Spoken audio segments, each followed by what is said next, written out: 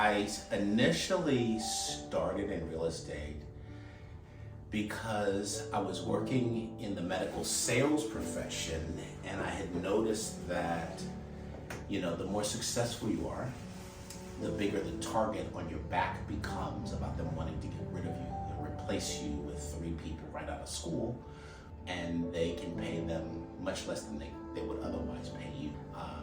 So that was 2014 when I first got my license. The first year was actually very difficult. At least I felt it was very difficult. It was difficult for me because it's very different from being a scientist. And I just couldn't figure it out. It was really very difficult for me to figure out how to do this as a job or as a business or anything like that. Very difficult. And so I left. I went back to medical sales. I came back 2019, a couple of years after my wife passed away. And I came back because I wanted to build a business or have something that nobody could take away from me. I have stayed at this point because I absolutely love this industry, not because of the houses, not because of all the miles I drive, but I do it because I care about people. It's the exact same reason why I went into the medical field, but I'm serving in a different capacity. I'm helping people with stuff that has to do with where they live. Some of the things that I have learned to do has been really opening my heart, right? Like that was the beginning. It was opening my heart to allowing myself to love people enough to be the person who I could become so that I could help them do the things that they really, really needed to do. I call people, I send birthday cards. This is like my biggest thing. I love celebrating people. I love celebrating their birthdays and their anniversaries. So I always ask, hey, when's your birthday? When's your anniversary? When are your kids' birthdays? If you have a dog or a cat, when do you celebrate your dog or cat's birthday? I like doing that stuff. It might seem kind of quirky, but it's just me. And I want very much to be the person who they feel like fell in love with them first, and then they fell in love in return with me.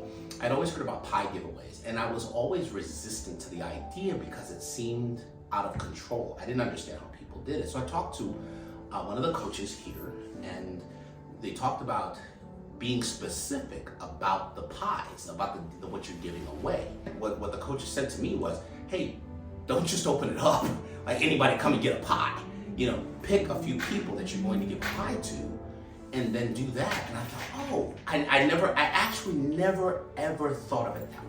And so what I've done was I sent everybody a text message that I wanted to give a pie to, and they said, well, where will I pick it up? And I told them, I said, no, I'm going to bring the pie to you. I didn't think it would be just, here's your pie, adios.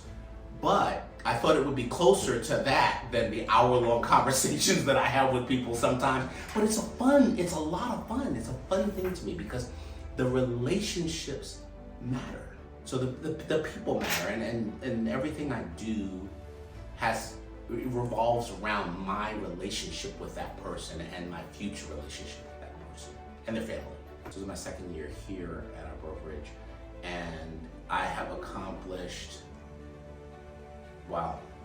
in less than half the time what it took me the entire year before to do. What advice would I give to a brand new agent entering the industry?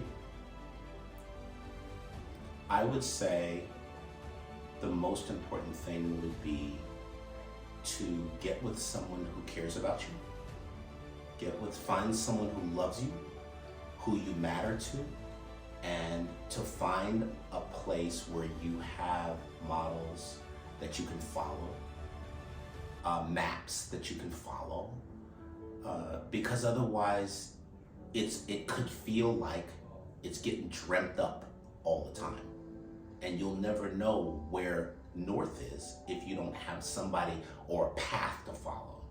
So I would say find somebody who cares about you, find a place that has systems and models, and find a place where you feel you can flourish, because ultimately it's really all about people.